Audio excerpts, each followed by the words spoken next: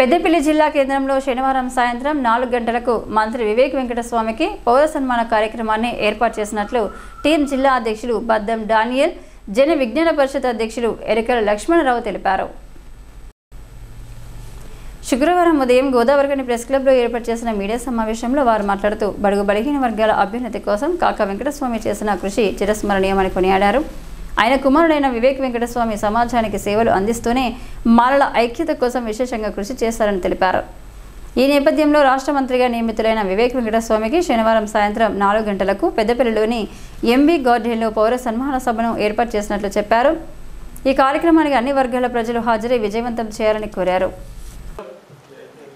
రేపు శనివారం పెద్దపల్లి జిల్లా హెడ్ క్వార్టర్లో గడ్డం వివేక్ వెంకటస్వామి గారి సన్మాన కార్యక్రమాన్ని టీం మరియు జన విజ్ఞాన పరిషత్ మాల సంఘం కలిసి పెద్ద ఎత్తున నిర్వహిస్తున్నటువంటి కార్యక్రమానికి మాల సోదరులు పెద్దపల్లి జిల్లాలో ఉండేటువంటి ప్రజానీకం అంతా కూడా రావాల్సిందిగా టీం పక్షాన ఆహ్వానిస్తూ ఉన్నాం.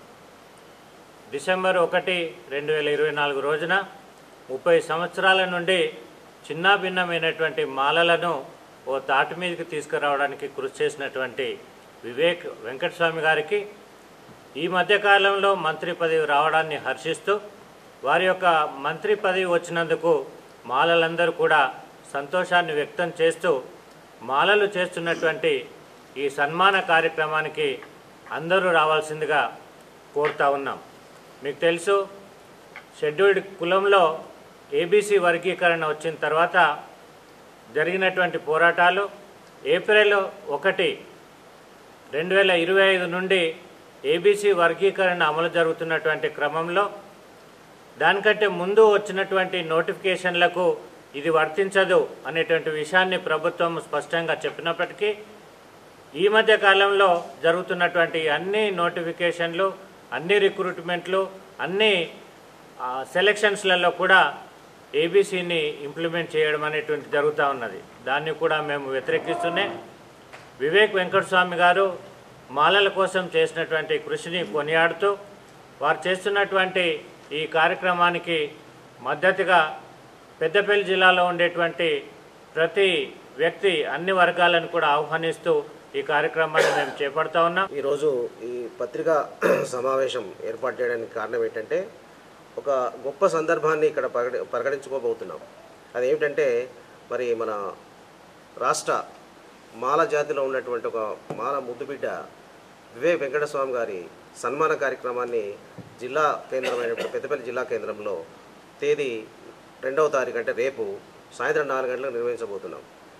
ఈ కార్యక్రమము విజయవంతం కావడానికి SC, ST, BC, minority, OC వర్గాల అందరూ కూడా, సబ్బండ వర్గాలు అందరూ కూడా హాజరై ఆ కార్యక్రమాన్ని విజయవంతం చేయాల్సిన అవసరం ఉంది.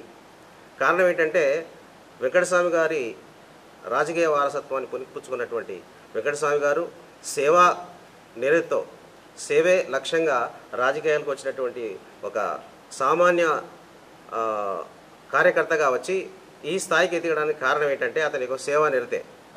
ఎటువంటి అవినీతి లేకుండా మరి చక్కని పట్టుదలతో, క్రమశిక్షణతో విశాఖ ట్రస్ట్ ద్వారా కానీ ఇతర కార్యక్రమాల ద్వారా కానీ అతను ప్రజలకు, మారుమూల గ్రామాలకు సైతం కూడా వారి యొక్క సేవలు అందినటువంటి సందర్భం ఉంది. కాబట్టి ఇప్పుడు కార్మిక శాఖ మంత్రిగా మరి వారు రావడం మనందరికీ గర్వకారణం, చాలా సంతోషించే విషయం అది. ఇంకా మీడియా సమావేశంలో నాయకులు జూపాక పోచం, ఆనంద్ కుమార్, శ్రీహరి, కత్తెనమల రమేష్, ఐలయ్య, వెంకన్న, నరేష్, వెంకటి, నాగేశ్వరరావు తదితరులు పాల్గొన్నారు.